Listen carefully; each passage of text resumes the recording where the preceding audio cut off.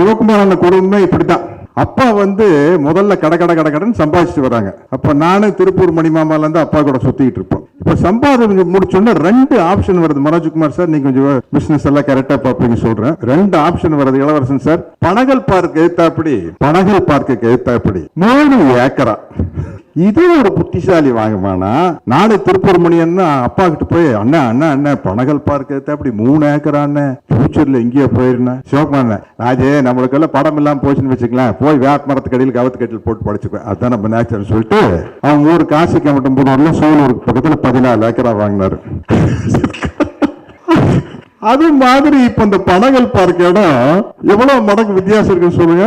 ஒரு 100 மடங்கு வித்தியாசம். ஆனா அதை பத்தி சிவகுமாரன கவலையே படல. அவருக்கு வேப்ப மரத்துக்கு அடியில கவத்து கட்டில போட்டு படுத்துக்கணும். அதுதான் ஒரு விவசாயினுடைய உண்மையான மனநிலை.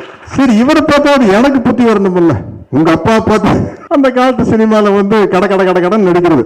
கார்த்தி வந்து இவ்வளவு வருஷத்துல 16 படத்துல நடிச்சிருந்தாங்க. நான் 1978 நடிக்க ஆரம்பிச்சு 1988 100 படத்துல நடிச்சிட்டேன். 100 படத்துல நடிச்சு கொஞ்சம் காசு சேர்ந்துருச்சு. இதேதான் யாரு சேர்க்க சரியில்லாம தான் நம்மளுக்கு கெட்டு போகும்ல. சிவகுமார் அண்ணன் கூட சேர்ந்து இதே வேப்ப மரத்தடி கவுத்து கட்டல நம்ம நண்பர் ராமநாதன் கொஞ்சம் காசு சேர்ந்துருச்சு. விஜிபி பக்கத்துல 7 ஏக்கரா. எவ்வளவு? 7 ஏக்கரா. சாரி 7 ஏக்கரா சார். விஜிபி கிட்ட வாங்கணும்னா சார் இப்படி ஏக்கரா சார்.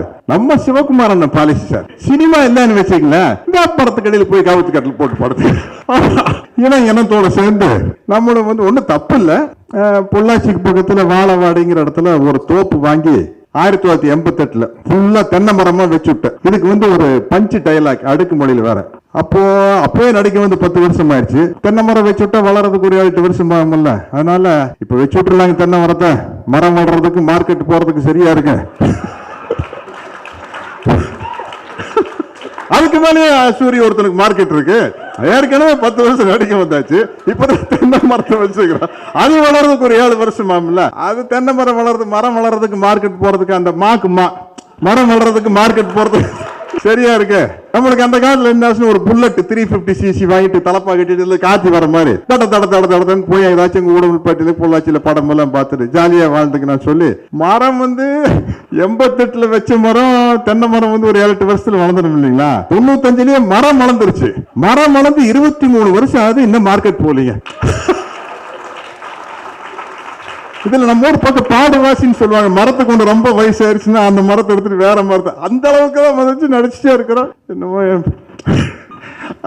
சிரிப்பா வருது. ஓகே, யாருக்கு போட்டு காட்டணும்னா, இந்த நாட்டை என்னென்னமோ செஞ்சு முன்னேற்ற போறோம்னு சொல்லிட்டு விவசாய நிலத்தை அழிச்சு ஃபேக்டரி கட்டலாம், ரோடு போடலாம், எவனோ ஒரு பணக்கார பசங்க ஒரு 2 மணி நேரம் இங்கிருந்து கோயம்புத்தூர் போய் சேர்றதுக்காக ஒரு ரோடு போடலாங்கிறதுக்காக விவசாய நிலத்தை அழிக்கணும்னு ஆசைப்படுறாங்களே, அவங்களுக்கு போட்டு காட்டுங்க இந்த படத்தை முதல்ல. ஓகே, இதுன்னு எகிரிச்சு பாருங்க. சரி, என்னப்பா 5 வருஷத்துல கிட்டத்தட்ட 500 கோடி சம்பாதிச்சுட்டான்.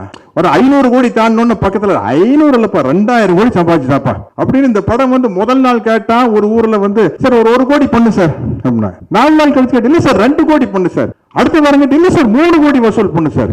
இன்னைக்கு பாண்டியராஜன் சார் இவ்வளவோ சொல்றாரு. அத கணக்கு இல்ல, ஒரு கணக்கு சொன்னா மனோஜ்குமார் சார் அப்படியே அது 2 மடங்கு சொல்றாரு. அதெல்லாம் போன வாரத்துக்கு அதை இப்ப வந்து வேற போயிருச்சு.